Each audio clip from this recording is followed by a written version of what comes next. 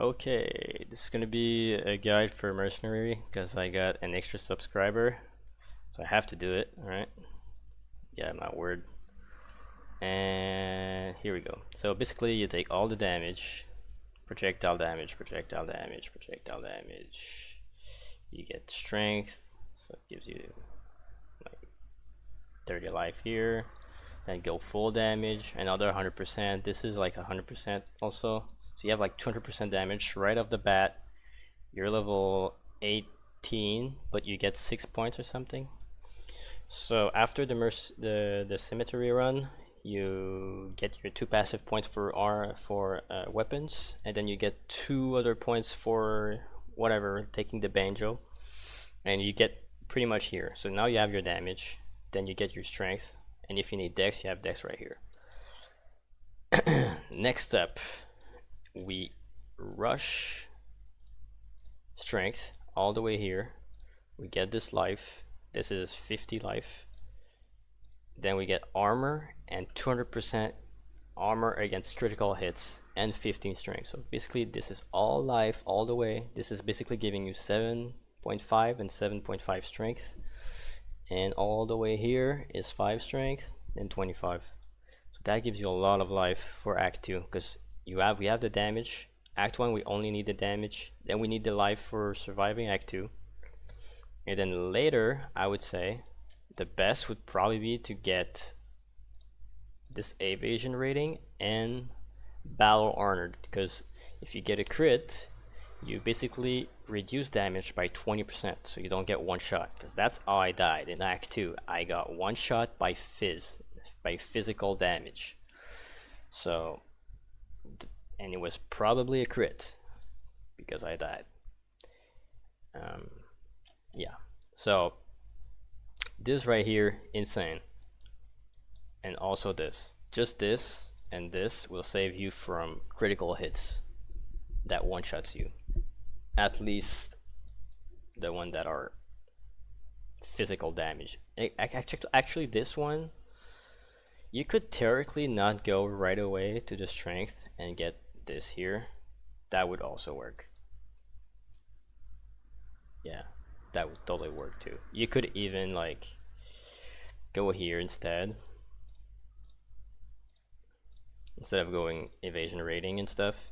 You can go here, here, and then you can make your way here and get that little 10 strength with armor and stuff, and then go like this.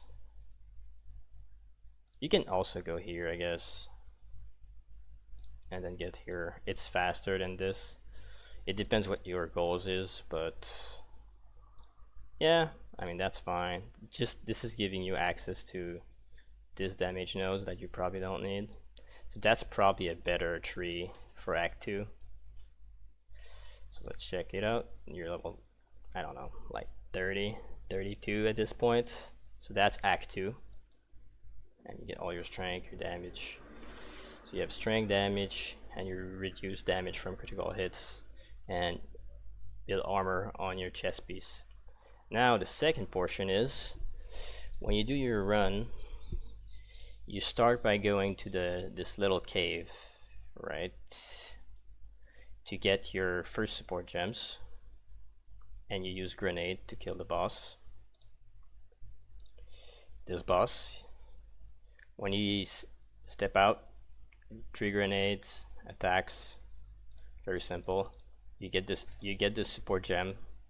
The support gem that you get is 2 extra projectile, so that now you shoot 3 grenades, and then you can just roll everywhere, shoot grenade, roll, and shoot the grenade in front of you, and then so the enemy chase you and they die from the grenade. It's very easy to play, honestly. Once you get used to it, like that was my basically the first time I ever played grenade.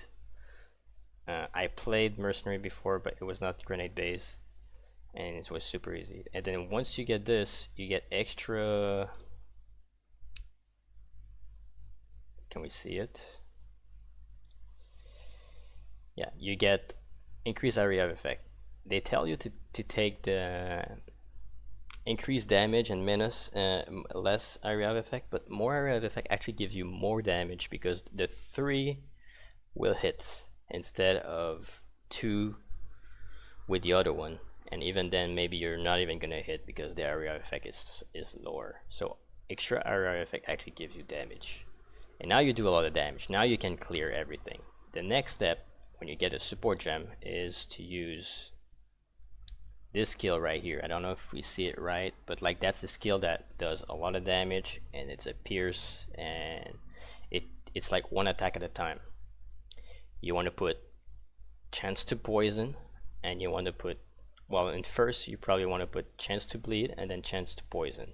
You can also go chance to bleed and like a damage one, like extra physical damage but less damage of whatever else. But I think that poison is better because if you get like a crossbow with not a lot of physical damage, it won't reduce the damage. It gives you, it's a bit more versatile because you're playing SSF, so you don't really know, am I gonna get a good weapon or not? So pretty much, and honestly that's it. Like that's all the build is. You do grenades everywhere. You have one single big hits that pierce everything. It's like 6 minions, so basically you can grenade all the time. Let's see, there's a lot of minions. Okay, let's see. There's probably a moment where it's like really bad that I can show off. Probably around here. As you can see, you grenade, and then let's say there's like a rare mob with a lot of HP that the grenades are good for AoE, right? They're not really good for single target. They're good for single target, but the target needs to not move, otherwise it will probably not get hit. So if there's a rare one, you grenades, and then you hit from a distance. You hopefully they bleed. Now they have 50% chance with that support gem. They buff the gem. It's really good. And bleed damage increase when they're moving. And since you're always moving and running away, they chase you. So the damage is insane. And you only have to hit once. If you see a bleed ticking, you're probably good to go. You don't even need to look back. It's probably gonna die. It's that strong because bleed does like 140% of the initial damage over 1 second if they're moving, and then over like 4 seconds. So basically one hit does 100% damage, right? When you attack, and then over 4 seconds if they move, they take 140% damage. So times 4, that's like, I don't know, 600 damage. So basically with one hit, if they bleed and they chase you, you do 700% damage of the initial hit on that monster with only hitting once. And when you only hit once, you can keep doing grenades and stuff. Now the tricky part about this is not dying, and the way that you don't die is you use this grenade. If we can see it here, this grenade, the stunning grenade. This you support it with increased stun, and I'm not sure what the other one is. It could be extra damage, could be whatever. Do whatever you want. There's not really that much of an importance about it, as long as it stuns enemies. So let's say you're stuck in a corner, like it happens a lot in the run, but I would need to see a particular, like right now, like you see what I did there. Like I was stuck, I was basically dead. If you don't have that grenade, you're dead. Okay, so it stuns everyone, it blinds them, so they have less chance to hit you. They get stunned, and when they're stunned like this, they open the pathway. They're on the floor and they're not path blocking you. You can just walk through them. So that's how you do it. And after that, well, you see this bar here. This is the stun lockup of monsters. Let's say this boss fight in particular. Let's wait. I'm probably gonna do it. Like, let's see this. Now he's stunned. Now that he's stunned, you use all your grenade on the floor because he can't move. So you're gonna hit 9 grenades, 3 times 3 grenades. You're gonna hit them all. It's a lot of damage. It's really good, as you can see here. And that's about it. I mean, the rest is don't die. I mean, if you play just SSF normal, you don't need to worry about dying. You can just go as fast as possible and try it out. Obviously, if you're playing hardcore, well, that's not a ball game. Now that's all about skill issues, and I would recommend play with AWSD. Don't play with the mouse, okay? Because if you don't want to die, you have to play with the keyboard to move around, because when you roll, you can change direction mid-air if you roll with AWSD way easier, and you can keep your cursor on the boss. Even there, like, I'm not even 100% used to it, because like I move my cursor in ways that it should always be on the boss, because there's no point in not putting the cursor on the boss. But I'm still used to POE1, I guess. And yeah, that's about it. After that, it's all about skill. I mean, there's nothing else. You have to practice, I guess.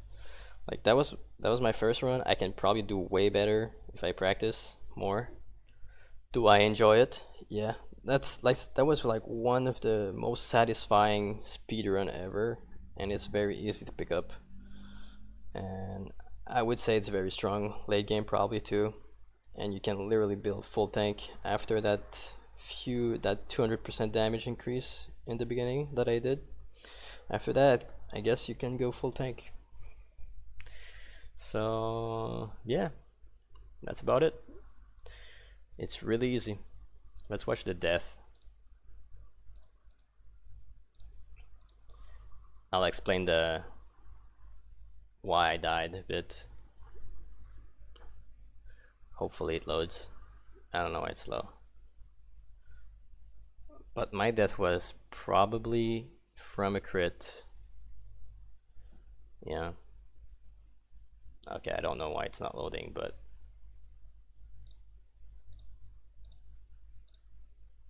I basically died from a single hit from this guy, and it was fizz damage. Dude, 2 hours 11 minutes at Titan, at Zalmara del Golozo. I don't know the name in in English. I'm trying to learn Spanish, but yeah, like,